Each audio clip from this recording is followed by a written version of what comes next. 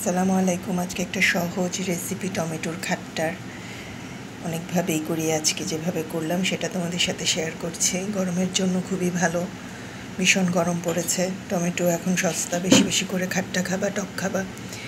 তো চলো দেখাই। একটা লাইক দিও, ফলো না দিলে আমার পেজটা একটা ফলো দিও, সাথে থাকো।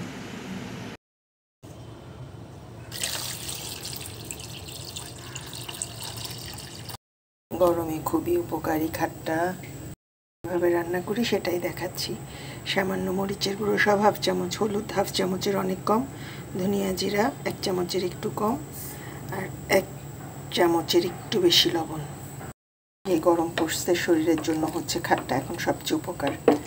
তো এটা ভালো করে জাল দিয়ে নিব টমেটোগুলো গলে যাওয়া পর্যন্ত।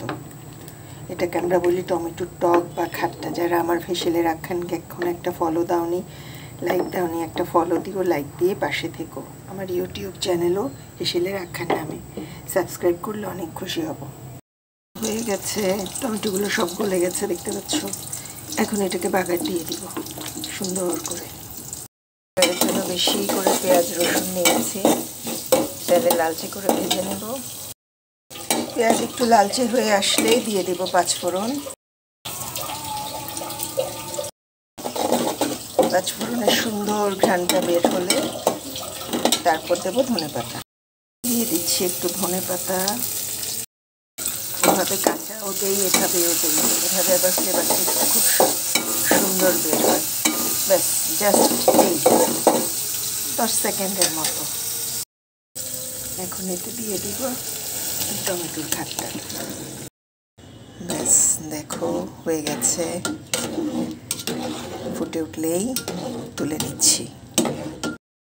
হয়ে গেছে, ফুটে উঠেছে, নিয়ে যাচ্ছি টেবিলে খাওয়ার জন্য। সেই স্বাদ অল্প মশলায় টমেটোর টক। তো রেডি পরিবেশনের জন্য গরম গরম ইয়ামি খাট্টা টক, টমেটোর টক যেটাই বলো, খুবই মজার, গরমে শরীরের জন্য অনেক উপকারী। একটা লাইক কমেন্ট দিয়ে সাথে থেকো।